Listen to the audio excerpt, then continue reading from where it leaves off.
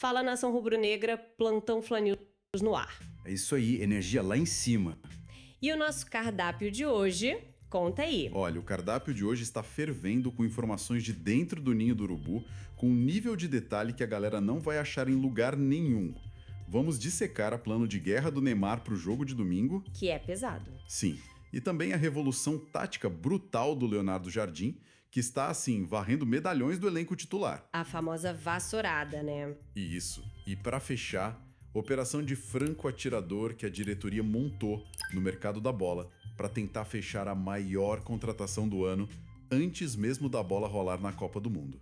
Ritmo de plantão, porque o mercado não dorme. Sensacional. Vamos começar pelo perigo mais imediato.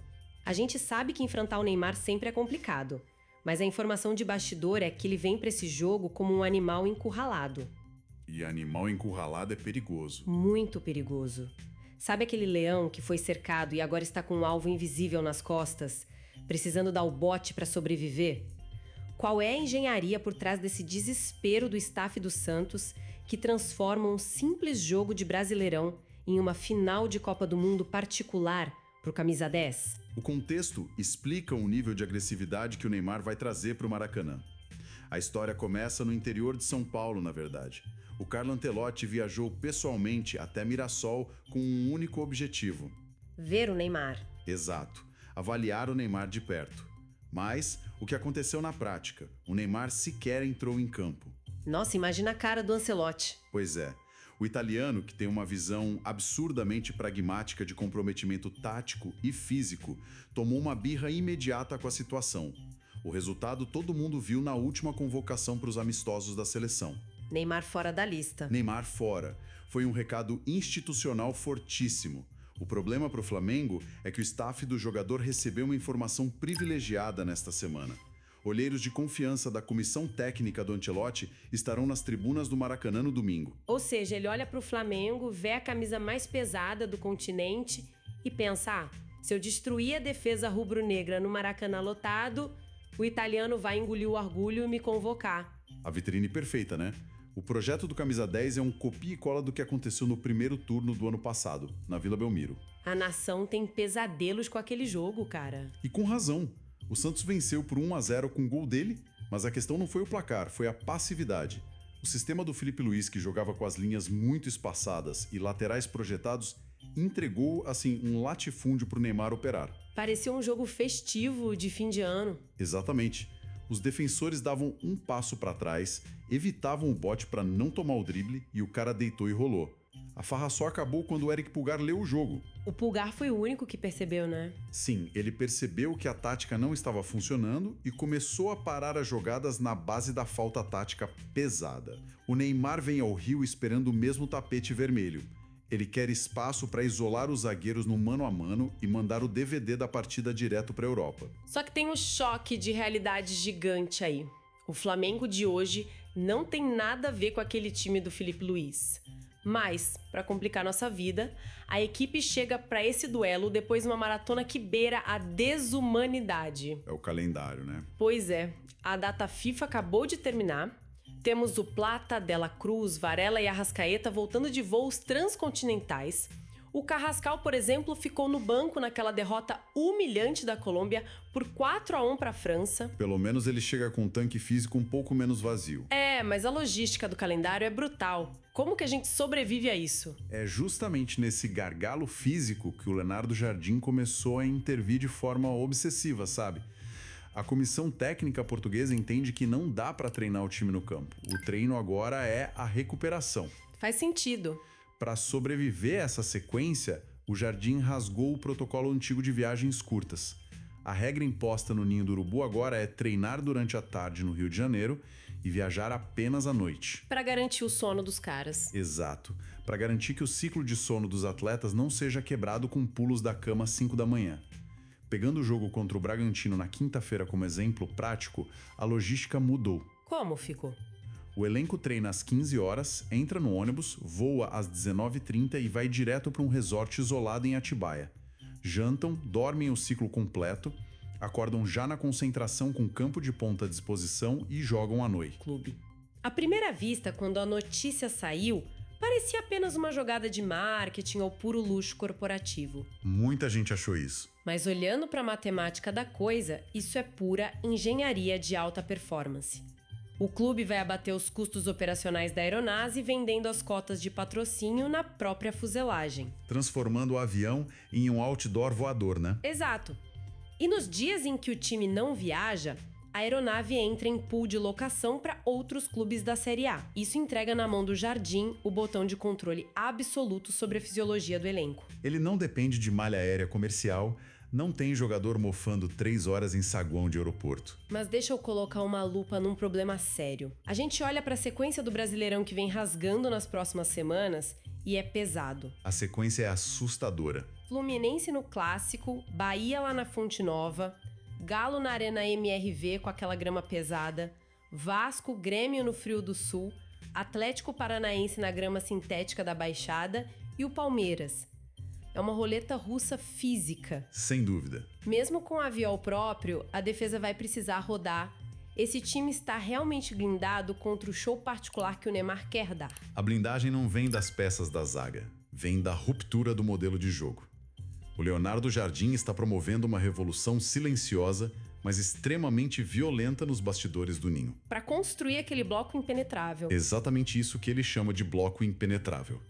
Para parar um talento geracional como um Neymar e sobreviver a essa sequência de jogos em diferentes climas e gramados, você não pode dar 30 metros entre o seu zagueiro e o seu atacante. Impossível. E em nome desse jogo super compacto, o técnico português pegou a vassoura e começou a limpar do time titular quem não se adapta fisicamente e taticamente. A famosa vassourada do Jardim. E a primeira cabeça gigante a rolar foi de um cara que, até pouquíssimo tempo atrás, era o dono da posição, o Everton Cebolinha. Sobrou para ele. A nação precisa entender a diferença mecânica do que está acontecendo no campo. Com o Felipe Luiz, o Cebolinha jogava como um equilibrista de circo. Bem isolado lá na ponta. Isso, ele ficava colado na linha lateral, pisando na cal, esperando a bola chegar para tentar o drible individual. Ele era uma ilha isolada. E os números eram bons. 3 gols e uma assistência em 15 jogos. Sim, ele produzia. Mas em 5 jogos com o português, o Cebolinha foi titular apenas uma vez. O Samuel Lino engoliu a vaga dele. E aqui me vem uma imagem muito clara. Qual? Enquanto o Cebolinha atua numa corda bamba na lateral, o Samuel Lino transforma a entrada da grande área adversária em um funil. A analogia do funil traduz perfeitamente a obsessão tática do treinador. O Jardim abomina o ponta que fica isolado esperando a bola. Ele quer associação, né? O esquema dele exige associações constantes.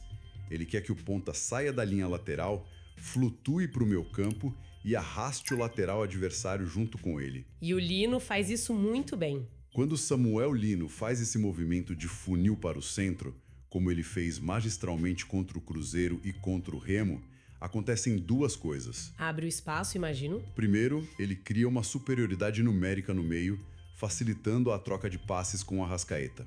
Segundo, ele deixa o corredor lateral completamente escancarado para a ultrapassagem do nosso lateral esquerdo. É uma mecânica de xadrez total. O time ataca em bloco e, quando perde a bola, já está todo mundo agrupado na região central para morder e recuperar na hora. O Cebolinha não tem essa característica de jogo interior. E ele sentiu isso. Ele sentiu o golpe. Viu que o sistema não favorece e a informação interna é que ele vai cumprir o contrato até dezembro de 2026, mas já avisou aos empresários que não tem intenção de renovar. Caramba, é uma mudança de paradigma enorme. Mas eu gosto de ir contra a maré para testar a solidez dessas ideias. Manda. Não é um risco altíssimo para o treinador escantear um jogador com poder de decisão e o faro de gol do Cebolinha apenas em nome de um preciosismo tático de jogo compacto? O Jardim não vê assim. Mas tipo, o Lino, por mais que seja um motorzinho tático, aguenta a pressão de ser a válvula de escape do Flamengo num dia em que a estratégia coletiva for pro ralo e o time precisar daquele talento individual puro para tirar um gol da cartola? Olha, o Jardim enxerga o talento individual como um bônus, não como a fundação do time.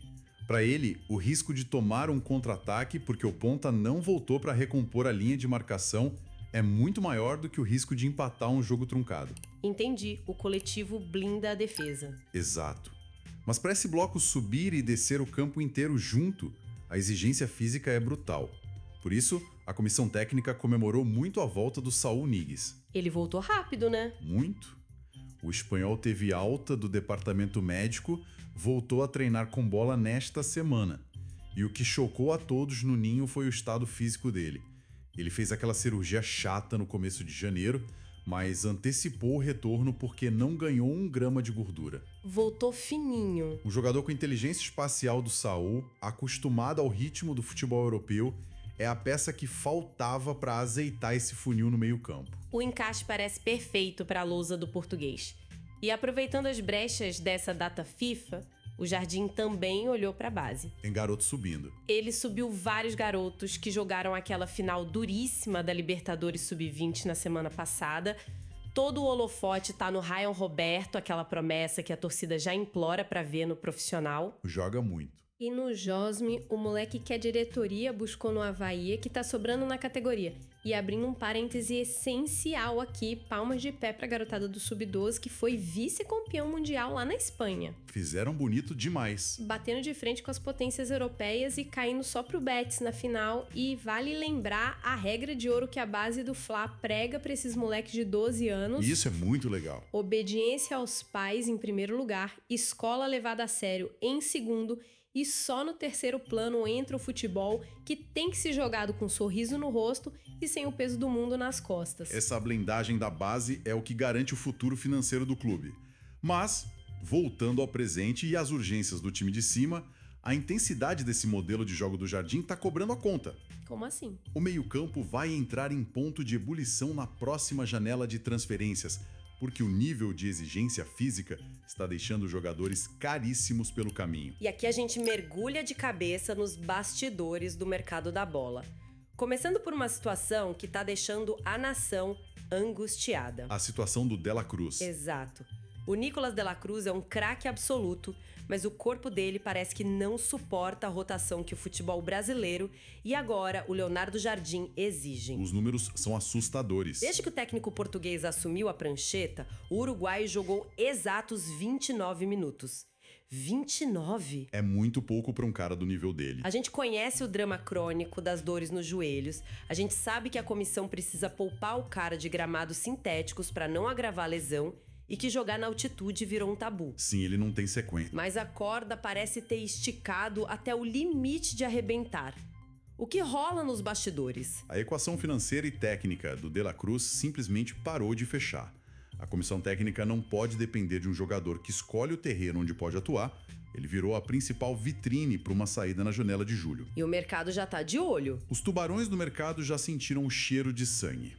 O River Plate, que é a casa dele, já fez sondagens preliminares e intermediários do fortíssimo mercado árabe também bateram na porta do staff. E a diretoria do Fla? A diretoria flamenguista é pragmática. Se chegar uma proposta que zere o investimento inicial que o clube fez, o martelo será batido e ele vai embora. E por falar em quem pode ir embora, eu preciso que você coloque a bola no chão e acalme a nação.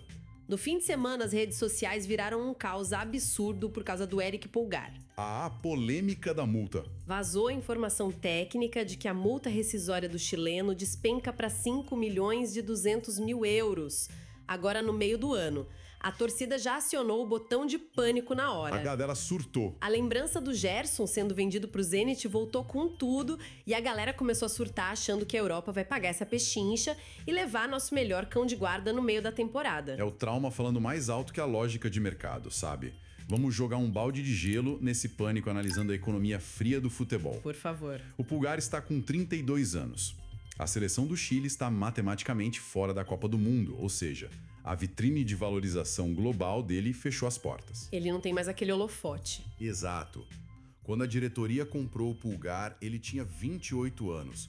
Estava no ápice da maturidade física e técnica, e o Flamengo pagou cerca de 3 milhões de euros.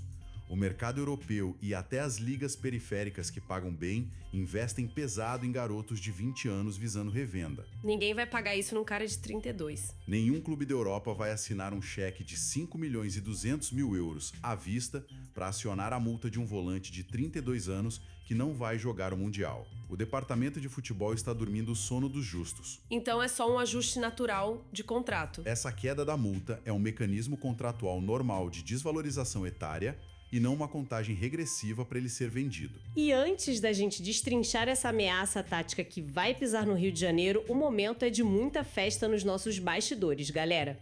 Batemos a marca histórica de 1.000 inscritos no canal. Um número gigante, construído no suor e na confiança da nação no nosso trabalho. Exatamente. Então, com a energia lá no teto, quem ainda tá só assistindo escondido nas sombras, esmaga o botão de se inscrever, deixa aquele like pesado e já coloca o nome nos comentários para participar da nossa resenha. E isso ajuda o plantão a crescer e trazer mais exclusivas para a nação.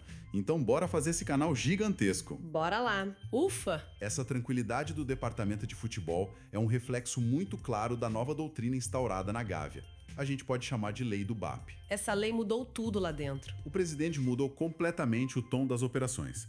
Ele virou para o José Boto, nosso executivo de futebol, e deu uma ordem que não deixa margem para interpretação. A era do cassino acabou. Chega de apostas como fizemos com o Juninho no ano passado. Exato. A orientação agora é assumir a postura de um sniper, assertividade cirúrgica. Um tiro, um abate. O BAP decretou o fim do tiro de espingarda, aquela tática de atirar para todo lado, torcendo para um estilhaço acertar o alvo. O nível de exigência subiu para o teto e os últimos movimentos de mercado provam isso. Quais foram os exemplos práticos? A defesa estava vazando e precisava de um zagueiro pronto para vestir a camisa e jogar amanhã. Foram lá, bateram um martelo com frieza e trouxeram o Vitão. A novela do goleiro foi o maior exemplo. Do Brazão, né? Isso, o alvo era o Gabriel Brazão. Mas a diretoria do Santos sentiu a urgência e tentou inflacionar o preço para fazer leilão. A resposta do Flamengo: cancelaram a ligação, cruzaram o Atlântico e buscaram o Andrew em Portugal, sem alarde, sem drama. E o centroavante? A prova de fogo dessa nova filosofia aconteceu na busca pelo centroavante. O clube tinha um perfil biomecânico específico traçado. O Caio Jorge apareceu como opção, mas os valores envolvidos estavam completamente fora da realidade daquele perfil. E o Boto simplesmente não contratou? O que o Boto fez? Fechou a carteira, preferiram terminar a janela sem contratar ninguém do que trazer um jogador nota 6 apenas para dar uma satisfação para a arquibancada. O conceito do sniper é fascinante na teoria, mas vamos trazer isso para a realidade da pressão do domingo à tarde no Maracanã, com a torcida exigindo o resultado? É aí que o bicho pega. Se a ordem presidencial é não errar nunca, não gastar um centavo em apostas e só atirar na certeza, não estamos flertando com um perigo imenso. De ficar sem opção. Sim, se o José Boto não encontrar os jogadores perfeitos, com os preços exatos que ele desenhou na planilha, o elenco vai ficar cada vez mais curto. Se o sniper tiver medo de apertar o gatilho porque o vento não está ideal, o time vai para a guerra desarmado no momento mais importante da temporada. O risco de estrangulamento do elenco existe, e é o preço que se paga pela superexigência. Mas a diretoria não está de braços cruzados esperando o jogador perfeito cair do céu. Não. Se o Flamengo virou um sniper, a mira laser está travada agora mesmo no alvo mais caro e cobiçado da América do Sul. A operação para trazer o Luiz Henrique já começou. Opa! É aqui que a temperatura do mercado sobe para outro nível. O Flamengo deu o bote. E foi um bote agressivo, né? Muito agressivo. A proposta oficial na mesa é de absurdos 32 milhões de euros. Mas a genialidade da operação não está na montanha de dinheiro, e sim no destinatário do documento. Como assim? O departamento jurídico do Flamengo não mandou a proposta para a mesa dos russos do Zenit. Eles atravessaram o sistema e mandaram a oferta diretamente para as mãos dos representantes do Luiz Henrique. E por que essa triangulação? Isso é xadrez corporativo na sua forma mais pura. É a famosa estratégia da pressão de origem. Se você manda a oferta para o clube, o Zenit olha acha abaixo e simplesmente deleta o e-mail sem que ninguém saiba. Faz sentido. E mandando para empresário? Quando o Flamengo envia os números astronômicos para o empresário, ele instiga o lado pessoal. O jogador vê a chance de voltar a ser protagonista no Brasil, o empresário já calcula a comissão multimilionária da transferência E de repente eles se transformam em agentes infiltrados do Flamengo dentro da Rússia. Vão encher o saco do Zenit. Eles passam a infernizar a diretoria do Zenit todos os dias para que sentem na mesa de negociação. E o Flamengo precisa dessa força-tarefa interna porque negociar com os russos é lidar com uma parede de concreto. E os russos querem muito mais, né? O Zenit já avisou ao mercado que a conversa só começa na casa dos 40 milhões de euros, o que hoje bate fácil na casa dos 240 milhões de reais. O Zenit tem uma paciência glacial, cara. O plano deles é sentar no contrato do Luiz Henrique, garantir que ele seja convocado para a Copa do Mundo nos Estados Unidos e usar o maior evento do planeta como vitrine. Eles apostam na supervalorização. Eles acreditam que o jogador vai performar, a bolha do mercado vai inflar e eles vão vender o cara para a Premier League por 50 ou 60 milhões de euros. E a engenharia financeira que o Flamengo montou para tentar dar um chapéu global nessa inflação russa é de um nível de inteligência assustador. Qual é o plano exato? O plano do Flamengo é uma antecipação de risco genial. O objetivo de BAP e Boto é assinar a papelada e sacramentar a compra agora, nas próximas semanas, muito antes do primeiro apito da Copa do Mundo. Ah, então ele iria para a Copa já sendo do Fla. A ideia é que o Luiz Henrique viaje para os Estados Unidos juridicamente como um jogador pertencente ao clube de regatas do Flamengo. Se ele entrar em campo, destruir os adversários e for o artilheiro da Copa, problema do Zenit. O Flamengo travou o valor de compra no momento em que a ação estava em baixa. Entendi. E ele chega quando? O calendário colabora. Assim que o Brasil encerrar a participação no torneio, o atleta tem as férias protocolares e se apresenta no Ninho do Urubu exatamente no dia 20 de julho, que é a data cravada de abertura da janela internacional de transferências. Segura aí. Agora você me entregou a contradição perfeita. Vamos conectar os pontos da nossa resenha? A gente passou os últimos minutos detalhando como a lei do BAP proíbe terminantemente qualquer tipo de aposta, certo? Risco zero, isso. Risco zero no mercado. Agora pensa comigo. Tirar 32 milhões de euros dos cofres da Gávea, pagar antecipado e sentar no sofá torcendo desesperadamente para o cara não se machucar ou não ir mal na Copa para não destruir o valor de mercado dele. Isso não é a maior roleta russa financeira da história do clube? Parece, mas não é bem assim. E se a seleção brasileira der vexame cair na fase de grupos com ele não jogando nada? O Flamengo não teria comprado na alta máxima para receber o ativo na baixa, rasgando tudo que o presidente falou sobre evitar apostas? Essa é a armadilha semântica da coisa. Para o mercado parece aposta, mas nos corredores da Gávea a leitura é de proteção patrimonial. A diretoria separa muito bem o que é uma aposta técnica, como foi tentar desenvolver o Juninho, do que é um risco de mercado. O Luiz Henrique entrega no campo, né?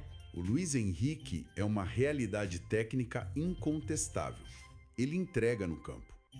O risco de uma desvalorização momentânea por um vexame na Copa existe, evidente. Mas a análise de dados do Flamengo aponta que o cenário inverso é muito mais devastador. Se ele arrebentar? Exato. Se o clube esperar a Copa passar e ele jogar bem, o valor bate 60 milhões e o Flamengo é sumariamente ejetado da negociação por qualquer time médio da Inglaterra.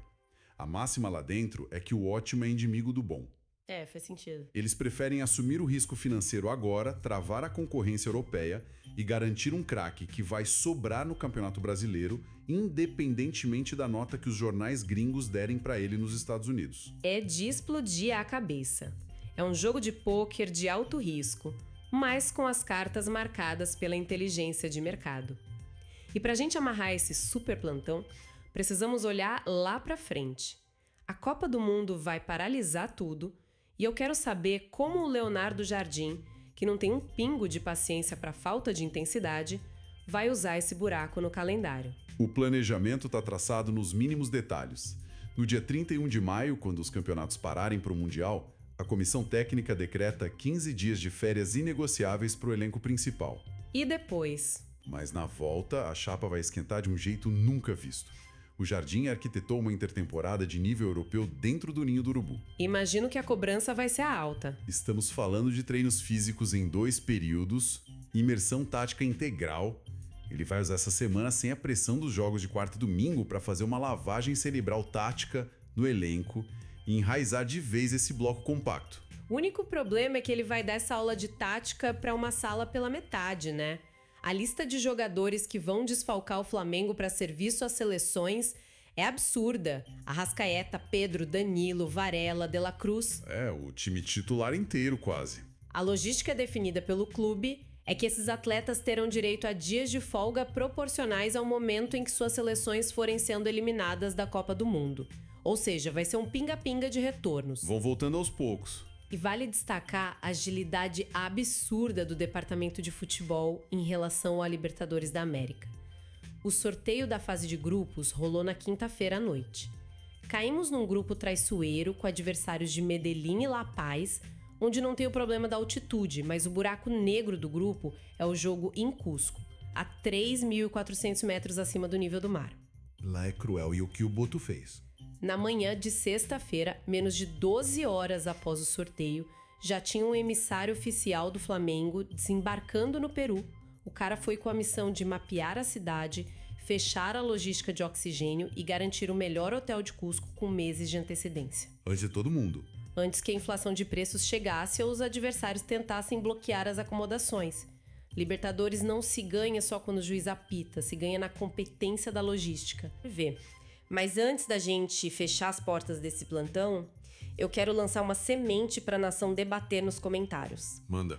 Considerando que o Leonardo Jardim vai ter essa intertemporada monstruosa, mas esvaziada pelos desfalques internacionais, será que esse período sem a sombra dos craques selecionáveis é exatamente o cenário que ele pediu aos céus para transformar o Samuel Lino e o Saúl Nies nas peças definitivas da engrenagem do time? Boa pergunta. Quando a poeira da Copa baixar e o Brasileirão voltar a pegar fogo, o Flamengo que vai pisar no gramado será um time improvisado tentando remendar os buracos?